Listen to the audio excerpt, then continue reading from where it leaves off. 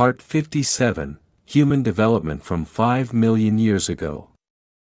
Listen to a fragment of the sayings from the book, Narrations from the Cosmos, on the topic, Human Development, by Miodrag Alexic, who for years collected unpublished sayings from Dr. Lubisha Stojanovich's seminars, who again received all of the above from the superintelligent energies of the cosmos in deep meditation.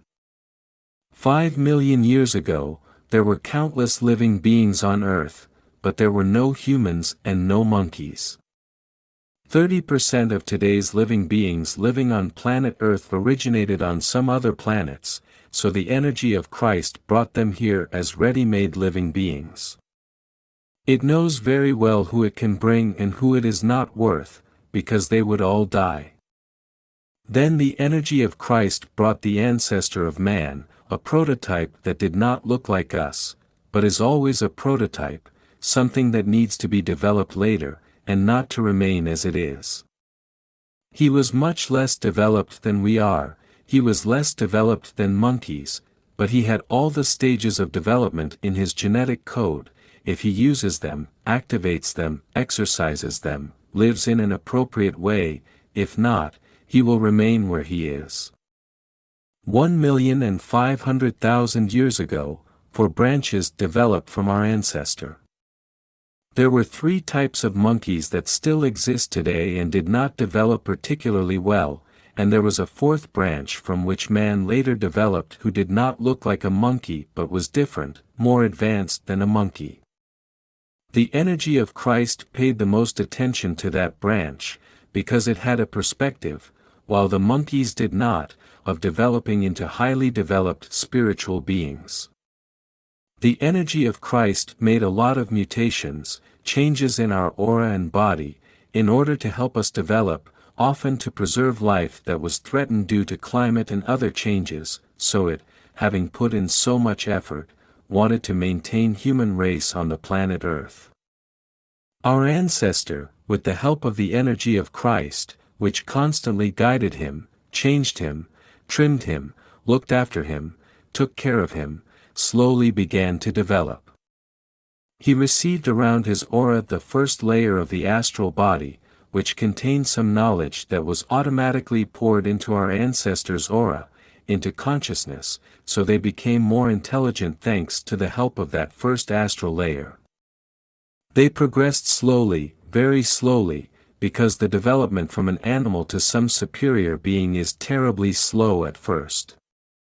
After some time, the need for greater knowledge appeared, which will help the greater development of the spirituality of the human race, and then the energy of Christ assigned another astral layer to all people over the first one.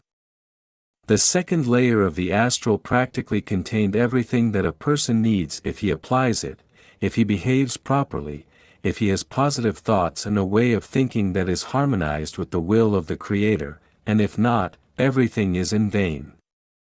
But, if it is, then in the second astral body there are all the knowledge that he slowly acquires and that can lead him to the second dimension, to paradise.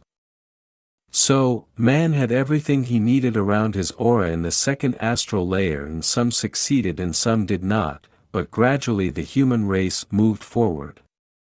After 900,000 years of gradual development, people have reached the second dimension, where only the most developed beings with a material body are found in the entire cosmos, not only on the planet Earth. Paradise or the second dimension is not some geographical place, it is not some part of the planet, or part of the cosmos. It is a state of consciousness that enables a supreme spiritual level, which, among other things, leads to a change in the body. The body becomes light, you jump 3 kilometers into the distance, 300 meters up, you have incredible knowledge, you heal from all diseases, you have a perfectly correct way of thinking in harmony with the will of the Creator, there are no negative thoughts, no wars, no quarrels. It's paradise. Live in prosperity. And then there was that terrible mistake.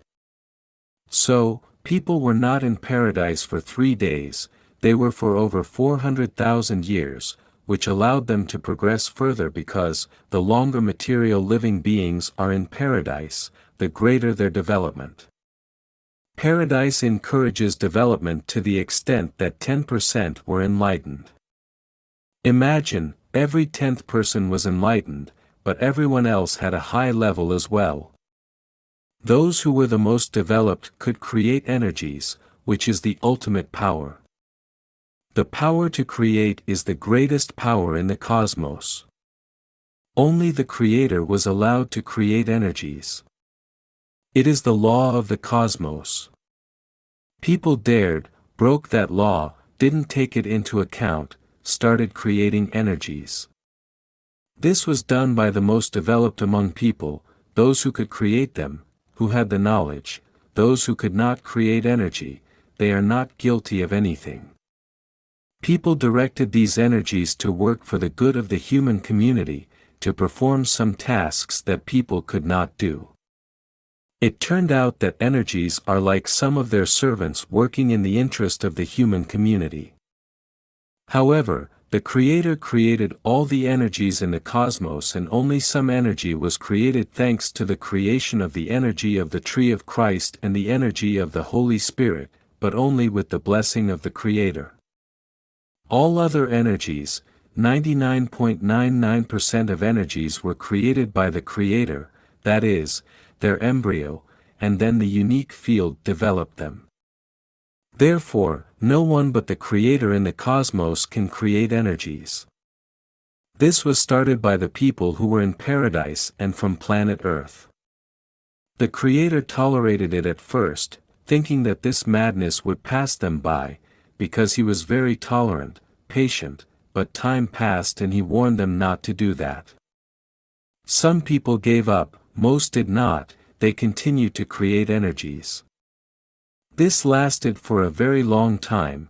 For 9,000 years the Creator warned them, not every hour but occasionally, when he came to the conclusion that the critical limit had been crossed. They didn't respect that, they continued to work, to create energies, and then the Creator explained to them why they shouldn't, that they don't know everything about energies, like if they were making a horse but say without one leg, or a horse that doesn't have the strength to pull, a horse that growls or bleats. So, these energies were never perfect, but they did work, they helped people in something, and they did it, regardless of the fact that they did not have perfection.